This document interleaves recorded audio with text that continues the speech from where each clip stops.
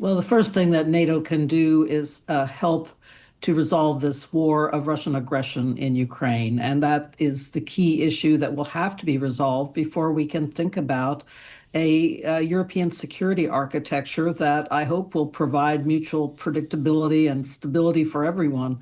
And that includes the aggressors, the Russian Federation, but obviously must include every NATO member and the NATO partner states across Europe and right up to the borders of Asia, as you said. Turkey, of course, is a NATO member state as well.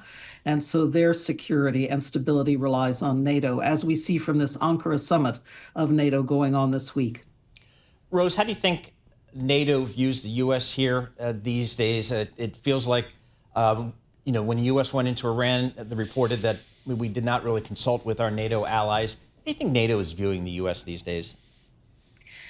Apparently, NATO is viewed less well by the US public than it has been historically. When I was Deputy Secretary General and NATO was celebrating its 75th birthday at the time, NATO was really quite popular, 70% or more of the US public. That number has dropped now into the 50s, evidently. But I think that is likely because of the very strong criticism that Donald Trump has directed at NATO. And as you know, he's unrelenting on the airwaves and in social Right. media. So people are listening to that and they say, hey, well, maybe NATO isn't helping us so much. But as I see it, NATO is in fact taking on the responsibility for conventional defense in Europe, just as the Trump administration has Right. demanded.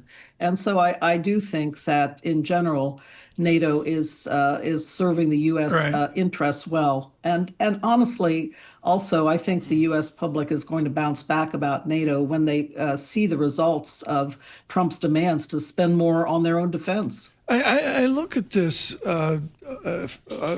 Madam Secretary, and I say to myself, well, the president announced with Mr. Erdogan an hour ago that he's cured 9 wars or 8 wars, Paul. I can't remember the count right now. What everybody thinks about domestic politics is our military overextended through Washington, through, say, the Navy in San Diego, through our NATO effort in Brussels? Is America's military might just simply overextended?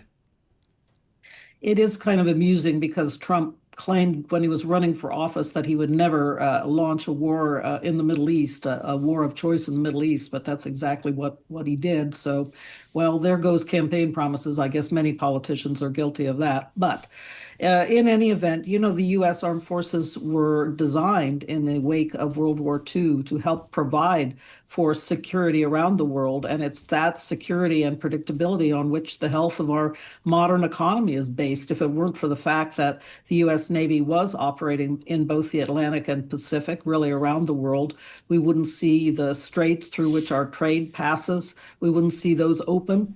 We wouldn't see freedom of passage for commercial ships everywhere. So there's a good reason why the U.S. armed forces are extended around the world. They have provided essential peace through this post-World War II era. Now the question is, what's going to happen? Trump says he wants to shift the balance to the Indo-Pacific in order to confront China, and the Europeans are left to defend themselves.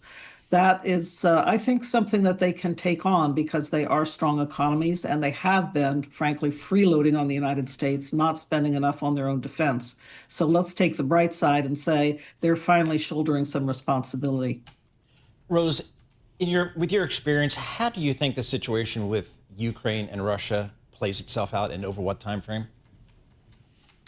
I take very seriously the public stance that Zelensky has taken in recent days. And I've long seen how the Ukrainians have been able to deny the Russian sea control in the Black Sea. You know, they use their small seed drones like they're basically like motorboats with explosives on them to really destroy major naval ships of the Russian Federation, and that's blocked Russia out of the Black Sea.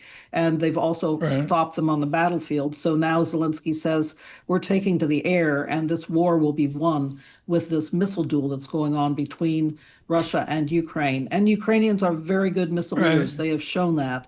So the question now is, what about air defense? They are not doing well defending against ballistic missiles because the United States and its allies are not providing Right. them Patriot missile defense interceptors. So the problem Right. now is, can they improve their missile defenses? They're doing great against drones.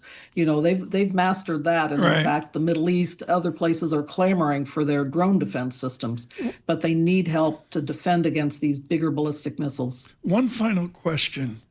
You are expert. I think of Marshall Goldman, Angela Stent, and the others that have advantaged us over the years in conversation. What's after Putin? Well, it could be more of the same. Unfortunately, he has created a system in Russia that is very much based on the security services, and they have brought on a younger generation. So it could be a younger Putin clone.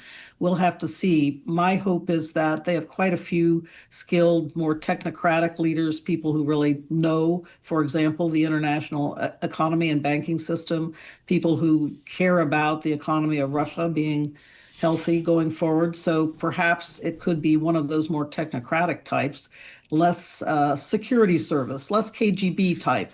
And that, I think, would be a good, perhaps, outcome in general. But I worry that what we are seeing is the continuation of a system of Right. security service, KGB rule in Russia, which ends up being a kind of mafia style leadership.